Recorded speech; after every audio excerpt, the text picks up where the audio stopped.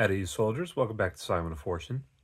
Today, I'm going to be showing you this new impression I put together. It is a generic Korean War impression, which doesn't sound that exciting, but basically, my reenacting group and we are putting on a event at a local museum for the America 250th anniversary.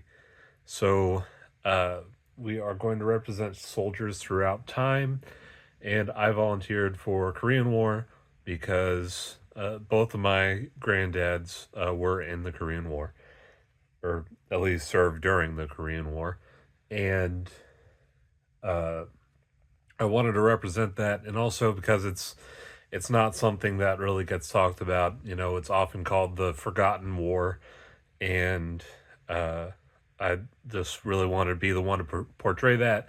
And also, I just figured I'd let someone else have World War II because a lot of the guys in my group, that's the only impression they had.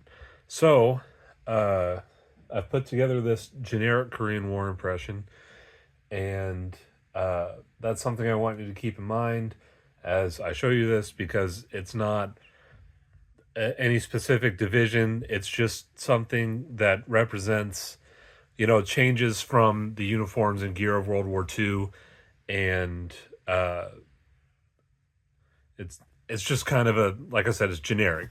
It's not meant to represent any kind of division. So if you watch this video and you're like, oh well, this division had this or they didn't have that, well, I'm not representing that division. It's just kind of a generic U.S. Army soldier during the year, say 1950 or 1951. So this helmet you've been staring at the whole time. This is a original Korean War helmet. I haven't actually settled on which one I want to use yet. This would be a good candidate, but I mean it's not in the best shape. But this hasn't been altered at all. I added the leather strap, but otherwise this is a complete set. If I take the liner out, where's that heat stamp? M141A. I think this is a 51 contract Accord. If not, it's 53. It has a name on it, but I can't really make it out. I mean, this was how I got it. I think it was 85 bucks or so. Got it locally, just kind of as a Christmas present to myself. But I might use this helmet. I might use a late World War II helmet. I haven't decided yet. And then of course that I have my P3 glasses because I'm a Four Eyes and I need to see. This is just a World War II second pattern top. This one's from QMI, and I have the Korean War chevrons on there. And I'm not a huge fan of these. A lot of people aren't, and of course they were unpopular in their time, but I want this to be one of the talking points of my impression because not a lot of people know about them. But once the event's over, I'm just going to switch these out for the standard OD on blue 3-inch stripes from World War II, just so I can wear them for any time. If we go down a little more, you can see these are both from QMI, but the top is a lighter shade than the pants. That bothers a lot of people. Honestly, I kind of like it. I don't want to walk around looking like a giant pickle. And I'm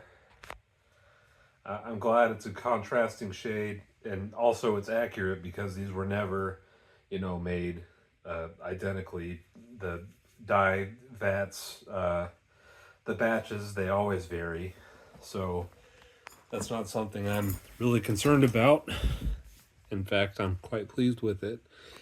And if you notice, these are a little different from your ordinary run-of-the-mill HBT pants. So, you know, the HBTs are known for these 13 star buttons, the metal tack buttons, but some of them were made with brown plastic buttons.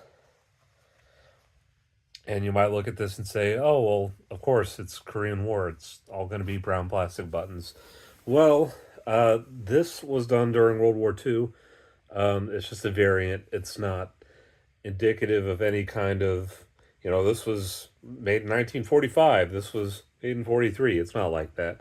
It's just, what the factory had and uh, what they could use and so on. So this is just a variant. This is appropriate for World War II as well. It's just uncommon.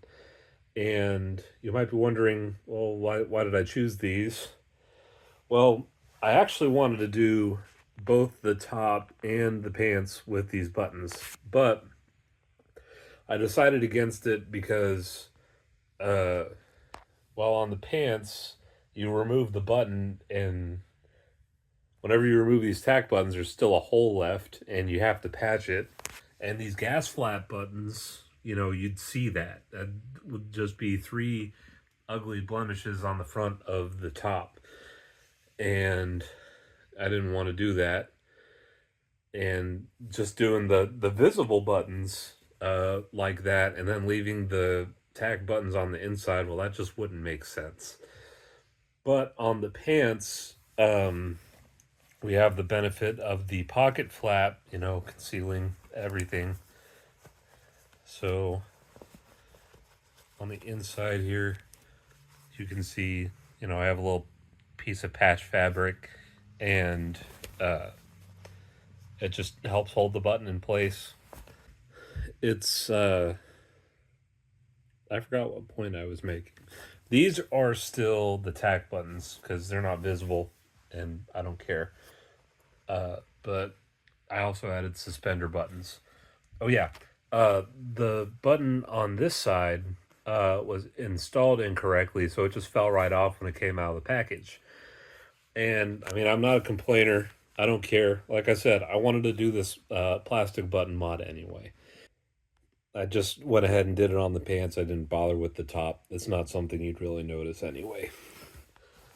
Then moving down further, we of course have just standard M43 double buckle boots. Okay, so I have original M48s, but they're a half size too small. I wear a 12 and those are 11 and a half. And of course, they're original, and I don't want to take them out for a spin more than I have to, especially because, I don't know exactly how old, but they switched to black leather in 1956, so they are at least 70 years old, and I just don't want to tear them up, especially because I plan to do kind of a display thing with them. But uh, the double buckle boots, and if I had time, I would have gone and got some jump boots because they're very similar to the M48s, and you can kind of dress them up like M48s. You change the laces, and you bust your trousers over them, and then just hide the top row of buttons or eyelets. Anyway, that's it for the uniform. Of course, not really that different from a standard World War II HBT uniform, and that's kind of the point. But we're going to move on to field gear, where you will find things are quite a bit different, or maybe not that different. Now we move on to the field gear portion of this video. Of course, here's my M1 carbine. I'm keeping this in World War II configuration just because I don't really have time to modify it anymore. This event's in 2 weeks, and it's also, not really supposed to be the focal point of my impression. I really doubt anyone's going to be looking for a bayonet lug on the end of this, but such is life. And also, I'm keeping the OD3 sling because, again, I didn't have a whole lot of time, but also this stuff was still in use during the Korean War. They didn't throw it out just because it was a different color. So I'm just keeping this as is from World War II spec. And yeah, so we'll get this out of the way. And then, of course, we'll move on to the actual field gear. Here we have 2 ammo pouches. These are the type that were introduced late in World War II. This one's 1952 dated, and I think this one's 1956, but I added the little periods just to kind of make it look older. And then first aid pouch, this is just, I think this one's 43 dated. It's the one I use on my World War II stuff. And then this 3-cell grenade pouch, it's dated, I think, 67, but it's the same as the Korean ones and, you know, super late World War II. And then, of course, as you saw in the last video, and you're not going to see in this video, as you saw in the last video, these have these 3 plastic replica grenades in them just to kind of fill the space without being super heavy on me. And then we have a canteen, which this is this is really faded. I wish I could have gotten a nicer one in time, but all the ones I found were too expensive because there's not really anyone making reproductions of the OD7 ones, and I wanted it to be OD7, of course. But I'm just gonna make do with this and, you know, grin and bear it. And then finally we have here the M45 pack system. So of course this consists of the upper pack, lower cargo pack, and then a bedroll. This is just a shelter half and a blanket. I don't have any stakes or anything, but this is just, you know, the horseshoe roll that goes around it. I did have accurate contents in here, but I mean, I'm gonna have to wear this for, it's really just for show, and it's gonna be hot and I'm gonna get tired. So I ended up, I just have pillows in these. I know it's kind of, you know, cheating, but again, this is just for show. It's not for an actual event. It's not, no one's gonna open this up and look. I gotta wear it forever, so whatever. And of course, you saw this at the end of the last video as kind of a teaser. So I guess now all that's left to do is put it all on and you can see how it looks together.